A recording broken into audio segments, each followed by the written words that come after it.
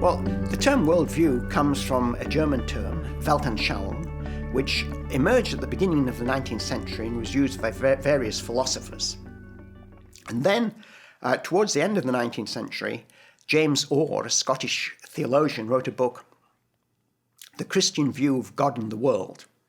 And this book was very influential at the time. It was read by Abraham Kuyper, and Abraham Kuyper came over in 1898 to Princeton, where he delivered a lecture on Calvinism, or he delivered a series of lectures on Calvinism. And he begins those lectures by talking about the Christian world and life view. And he compares the Christian world and life view with the Islamic view. He particularly talks about the Calvinist world and life view and compares it with the Catholic world and life view and other world and life views.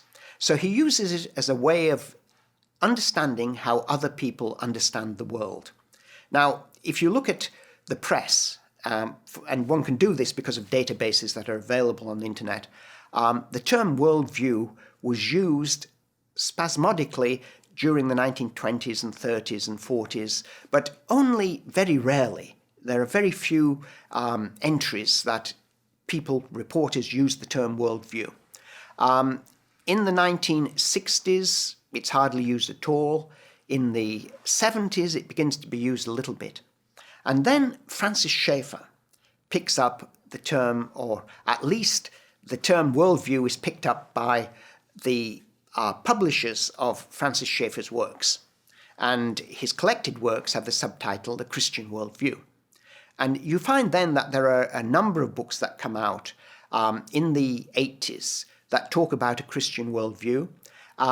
This increases as the years go by, and in the 90s and after the year 2000, you find that the term worldview creeps into secular dialogue, into newspaper reports, and you can see a real growth of the use of worldview from being spasmodic and just very rarely used to being used fairly frequently in the press. And worldview is used to interpret the world or to explain how people think. Now, when Kuyper used it and when it was originally used, it was used as an analytic term with the aim of understanding other people's beliefs. What it's turned into today is a type of name-calling. You don't believe in what I believe in, that's your worldview, I've got my worldview, and we're not going to communicate. And as I said, Francis Schaeffer is a key to this in popularizing worldview among evangelical Christians. But if one reads Schaeffer's works, although the subtitle's there about worldviews, he mentions worldview very, very rarely. There are only a few references to it. Usually, Schaeffer talks about presuppositions. What do people presuppose when they're arguing? And how can we identify these presuppositions and then argue with them to convince them the truth of Christianity? My fear is that today worldview is being used as an excuse for not arguing and for not engaging in debate. Because if you argue about presuppositions, you've got to understand your own presuppositions very clearly, and you've got to understand what the other people are saying. You've got to listen to them carefully, you've got to engage with them.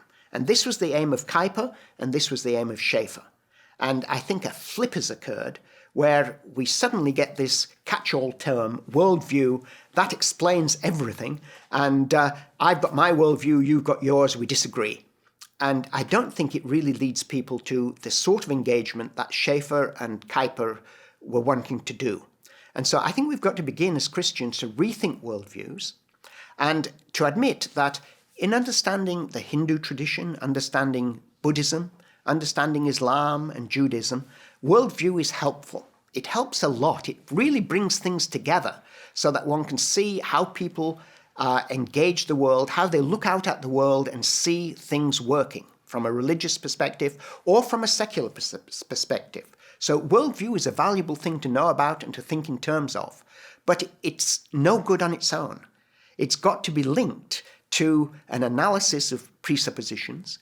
It's got to be linked to an understanding of these views as a whole and as individual. It involves a lot of hard work.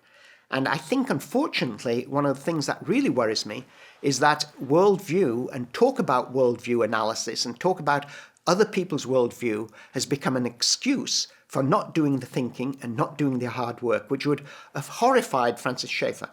Jeremy Jackson was one of the people that worked on Schaeffer's books with him. He was a close friend of Schaeffer, and he worked together with Schaeffer. And I've known Jeremy Jackson for many, many years, since I was first became a Christian. And because he went to the church I went to originally.